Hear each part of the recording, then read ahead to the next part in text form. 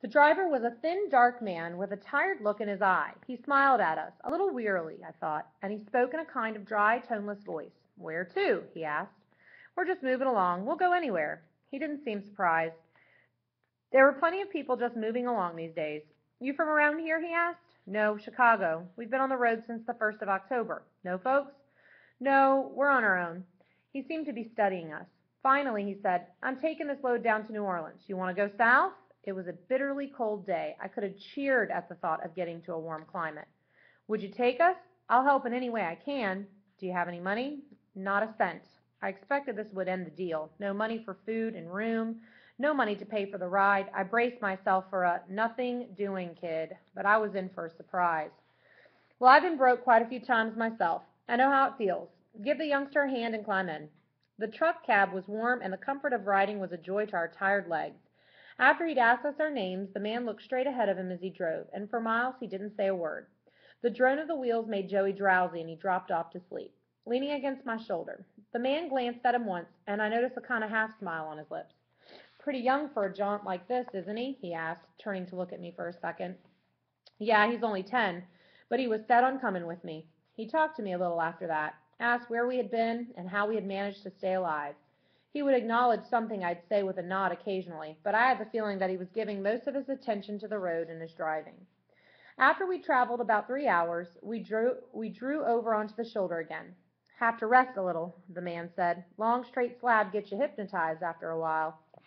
When he got out of the cab, I followed him and let Joey go on sleeping. The man leaned against the front wheel and rolled a cigarette quickly and carelessly as if he'd done it for a long time. "What was the trouble about?" he asked curtly, as if he were sure I knew what he was talking about. I supposed he meant the trouble at home, but I just looked dumb and didn't answer. "You know what I mean. Why'd you run away?" I hesitated. The things that had happened at home shamed me. I'd grown up believing that only ne'er-do-wells lacked food, that only people in homes of low standards shouted insults at one another, begrudged the food that others swallowed. Now Joey and I were from such a home. The music and laughter and love that had once been part of our lives had been hopelessly shattered. I looked up at the man standing before me. "I hate to talk about it," I said in a low voice. "You don't have to, I suppose. But before we get too far, I'd like to know something more about the boys I'm hauling south. I don't want the police on my neck for helping 2 runaways. Now, why'd you tell me you had no folks? That isn't the case, is it?" I stared at the ground for a minute. Then I opened up and told him everything that had happened between Dad and me, how things had been going from bad to worse, how Mom had even agreed that it would be better for me to clear out. He had a way of sighing deeply, as if there were some heaviness in his chest. He ground out a cigarette as he sighed and made no comment on what I had told him. I got the impression that he wanted to change the subject. "How old are you, Josh?" he asked abruptly. 15. He nodded. "I thought so. What month were you born?" It struck me as being strange that on a cold day in winter when half of the world was starving, this man would care about my birthday. It was none of my business, though, so I answered as if it were a perfectly natural question. June 12th. He took off his hat and pushed a lock of black hair back from his forehead. "That's pretty close," he said. "My kid was born in April of that year. His name was David." "He died?" I asked, and then wished that I hadn't. "Yeah, he died 5 years ago.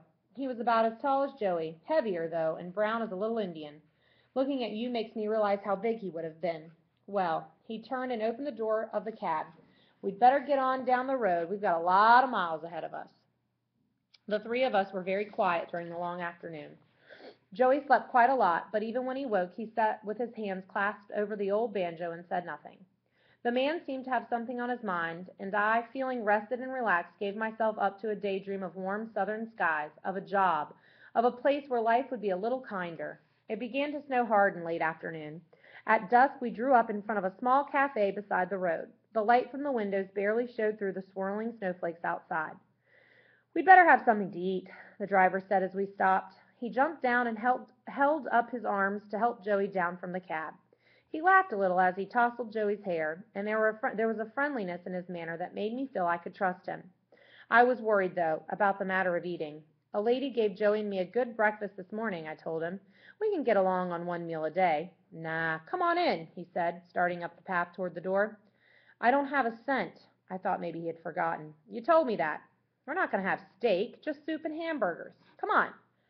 They knew him at the cafe. The waitress called him Lonnie, and the man who was frying hamburgers in the kitchen stuck his head around the corner and talked to him.